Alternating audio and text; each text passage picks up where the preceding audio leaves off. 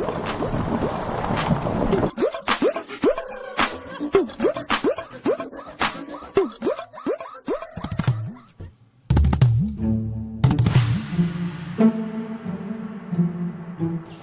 Please. হ্যাঁ sure. Sir আসলে ওই ম্যাম কি ওই সময় স্যার আমার উপর রাগ করেছেন? আরে না ম্যানেজার সাহেব, ও খুব মন মানসিকতা খুব ভালো। আর হয়তো বা আপনি একটু মিস্টেক, মানে মানুষের মতো মানুষের চেহারা তো সাধারণত হয় এই। তো ম্যাম আসলেই খুব ভালো মানুষ, এই জন্য রাগ করেন আমার উপর হয়তো। আসলে কি ম্যানেজার সাহেব, আমি তো প্রায় 11 বছর বাইরে ছিলাম। এই 3 মাস হয় আমি বিয়ে করছি, আর এই বিয়ে করার পর এই সর্বপ্রথম এখানে করতে আসছি এবং আপনার হোটেলে আসলাম আর কি। যাক, আমিও সৌভাগ্যবান যে আপনি বিয়ে করে কুয়াকাটা এসেছেন এবং কুয়াকাটা এসে আপনি সর্বপ্রথম আমার হোটেলে এসেছেন। তো আমার হোটেলের পরিবেশ আপনার কাছে কেমন লেগেছে স্যার? আসলে বলবো কি, এক কথায় অসাধারণ। এবং আমার সবচেয়ে বেশি ভালো লাগছে যে এখানে বসার পরে যে লেকটা, তবে একটু আছে যে আপনাদের এটা যদি পরিষ্কার হইতো, মানে ভিউটা আরো ভালো আসতো। বুঝতে পারছি স্যার, আসলে এটা হচ্ছে আমাদের গভর্নমেন্ট লেক, তো এটা কর্তৃপক্ষের কিছুটা গাফিলতি আছে, তবে তারা উদ্যোগ নিয়েছে এটা সুন্দর করবে এবং এটার পরিবেশ ঠিক করবে স্যার। না, এটা করলে অনেক ভালো হবে। না ম্যাম সত্যি খুব ভালো মানুষ। এক কথায় বলতে পারেন আপনার ম্যাডাম একজন স্বামী ভক্ত।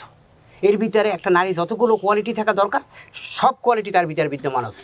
বাহ, চমৎকার, খুব ভালো লেগেছে স্যার। বিস্কিট নেন, বিস্কিট।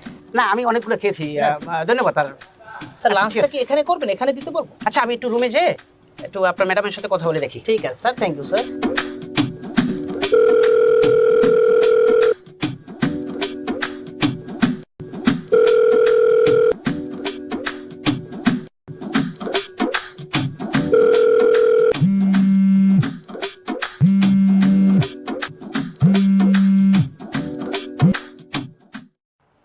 হ্যালো, তুমি কোথায়? আর তোমার এতবার ফোন দিতেছি, তুমি ফোনটা ধরতেছো না কেন?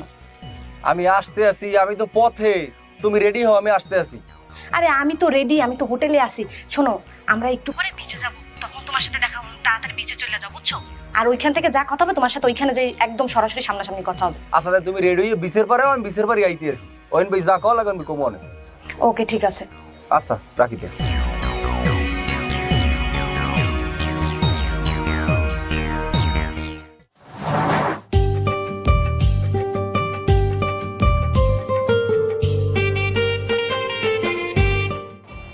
তারপরও মানে ওয়েদারটা হ্যাঁ। খুব সুন্দর, জোস, একদম আমাদের ঘোরার জন্য পারফেক্ট।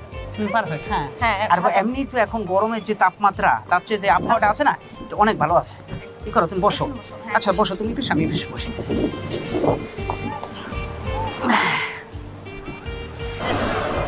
আচ্ছা রিয়া, হ্যাঁ বলো। এই তুমি বিয়ে হওয়ার আগে এই কুয়াকাটা কি ঘুরতে আসছো? আরে না, কার সাথে আসবো? আর আমার বিয়ের আগে তোমার স্কুল বাড়ি, কলেজ বাড়ি এমনই কাটছে। আর আসলে কি, মানে মা বাবা খুব শাসনে রাখে, তো এই ঘোরাফেরার সময় পাইনি।